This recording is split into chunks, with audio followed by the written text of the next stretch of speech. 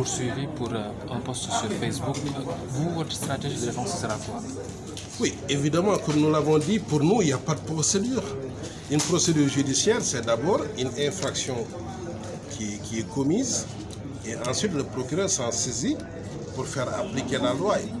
Mais quand vous avez un dossier de cette nature, où d'abord on l'entend sur deux postes à travers lesquels il s'offusque sur l'état des infrastructures hospitalières du Sénégal de l'indépendance à nos jours, et qu'on se rende compte que ces faits ne peuvent pas être constitutifs d'une infraction et qu'il faille le libérer, mais qu'on le retienne pour migrer vers une fausse alerte au terrorisme, pour invoquer de nouveau une analyse qui n'est même pas une analyse de Guy Marius Sagna, mais de son mouvement. Et même cette analyse n'est pas constitutive d'une infraction et que vous le placiez sous mandat de dépôt. Évidemment, pour nous, c'est du pur arbitraire.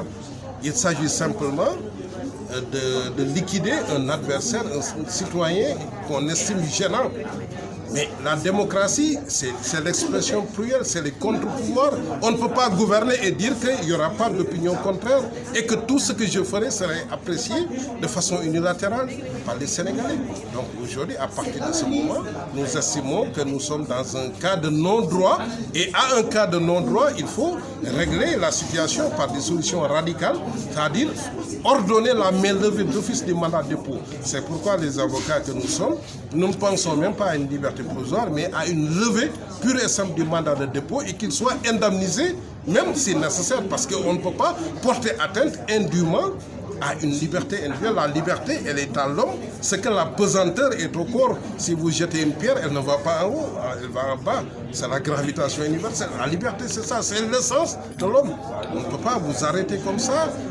Quelle serait devenue la sûreté humaine qui voudrait que toute personne puisse vaquer à ses activités, être libre de ses mouvements dans le cadre des respects des lois et des règlements. Donc je pense que c'est un combat, un impératif catégorique pour nous. Alors, au-delà du combat judiciaire en tant que défenseur des droits de l'homme, que comptez-vous faire concrètement pour la libération de Guy Marius Sagna? Oui, je pense que nos moyens sont connus. Nous avons une panoplie d'actions.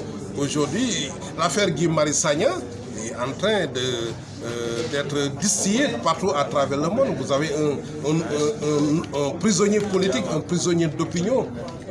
Nous sommes dans le cadre d'organisations reparties à travers tous les pays. Dans le cadre de la FIDH, où nous avons plus de 150 organisations, vous avez d'autres partenaires. Et ça fait le tour du monde. Et ce n'est pas bien pour la réputation du Sénégal qu'on sache qu'au moins aujourd'hui, on peut parler d'un prisonnier politique au Sénégal, un prisonnier d'opinion. Et ça, c'est un aspect. Il y a la documentation, vous avez la détention arbitraire, ça peut être constitué un crime contre l'humanité. Et ça, c'est une arme encore. Vous avez aussi ce combat judiciaire que nous menons. Et donc, nous avons une panoplie d'actions. Et le combat ira crescendo. Si il n'est pas libéré, évidemment, nous envisagerons toutes les hypothèses possibles, y compris même d'autres activités qui seront menées à travers le collectif qui sera mis en place. Alors, tout à l'heure, vous avez dit que ce n'est pas seulement Guy Marius Sagna qui est menacé, mais tout un chacun de la population sénégalaise. Oui, je pense que quand vous êtes face à un régime aux abois, un lion qui pense, en tout cas un régime qui se croit acculé, il est capable de tout. S'il n'y a pas de contre-pouvoir de rempart, évidemment, il pensera que le champ est libre pour toute forme d'atteinte aux libertés individuelles, aux dérives. Et c'est pourquoi moi j'ai dit que soit ce sera une bulle de savon, nous savons que la bulle de savon, dès qu'elle s'envole, elle se désagrège. Et ça se limite ça. Ou bien le régime pense que son coup est bien passé et ce sera le parchemin pour commettre d'autres dérives et d'autres seront visés, d'autres qui seront considérés comme étant des empêcheurs de tourner en rond.